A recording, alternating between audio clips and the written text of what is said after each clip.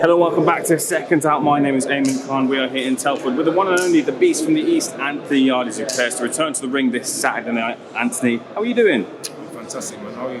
Yeah, I'm not too bad, not too bad at all. All better for speaking to you, Anthony, and thank you for giving me some of your time. Anthony, back out in action. I wonder, do you believe in ring rust? Is ring rust a thing for you? You've been out for a while. Is it a thing? For me, no. The reason why is because I'm an athlete. I stay in the gym. It just don't exist to me. That's me being honest. Stefani Koykov is the opponent this weekend. We know that Beterbiev is in the offing for next year, but Koykov presents himself an interesting option in the sense that you said there at the press conference, there's not a lot of tape on him, not a lot to see. Is someone who is an unknown quantity a danger, keeping you on your toes this weekend? 100%. 100%. This guy could, you know who he is. That's literally, that's the mentality I'm going in there with. People keep saying, oh yeah, you've got the Beterbiev fight, and once you get through this guy, my only focus is this guy. Because again, this is boxing, professional boxing, this is light heavyweight. I'm not going there taking no one lightly. I feel like I'm the best boxer, I'm the most powerful, strongest, quickest, etc. But I'm not taking no one lightly. Boxing presents its different dangers, and not taking people lightly is one thing.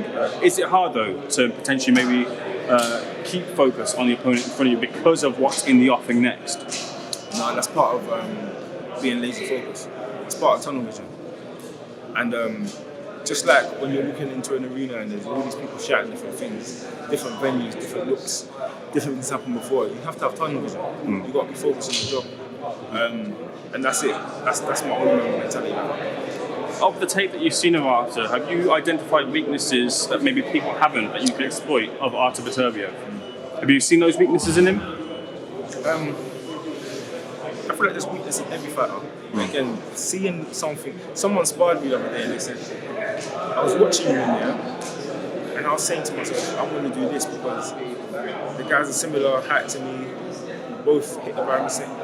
I'm going to try this, but I feel like you're open for this. And when you get in there, it's completely different. So that's not something to focus on at all. The only fact is, me and Beterbiev have never fought each other yet. So none of us know what to expect. He could come out and try and box, he could come out and try and attack.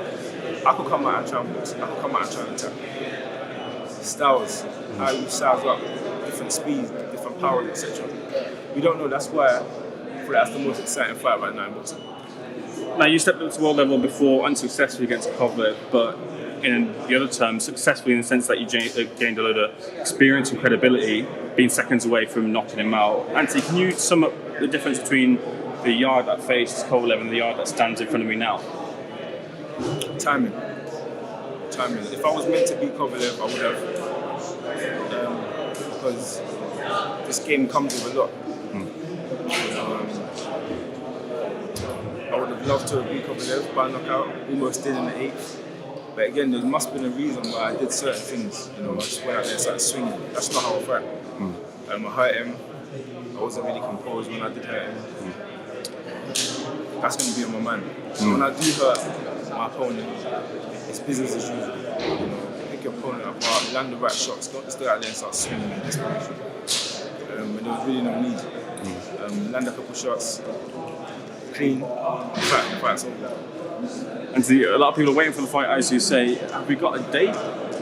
There is a date. I think there's going to be an announcement after the fight, after this Saturday. So I'm excited for that now. You've got Tunde in the camp as well as drafting in James Cook for further experience to help and guide you. Do you look to maybe add any further additions to the camp as you prepare for Beterbiev? As of right now, no. That's me being 100% honest. Yeah. I'm a person in like, if you got a soup, if you're making a soup, you're stewing it up. I do oregano, I do thyme, I do all-purpose seasoning, garlic seasoning, and then you come up with some coriander in there when there was no need. Coriander is an excellent spice, but that might not have been for the dish. Do you get what I'm saying? So it's like, you could have an excellent spice, you could have the best spice in the world, but it don't complement that dish. So for me, it's just it's working. Should you win, which is your plan, against this weekend and against Artur Beterbiev, WBC have ordered that the winner takes on Callum Smith. Very good fight in the offing there. Boxing fans want to see the light heavyweights really mix it up together, especially in the domestic scene. But that'll be at world level, of course. My only focus is this Saturday. I know it's hard for you guys and it's frustrating, but that's me being 100% honest. My focus is for this fight this Saturday. After that fight, we can do Zoom calls, we can come to my change room, and we can talk some more. But right now, my only focus is this Saturday. I think can I get a couple of quick thoughts from you then, just away from your fight and Beterbiev as well. Did you catch Bivol Ramirez a couple of weekends back? I didn't. I only saw the result.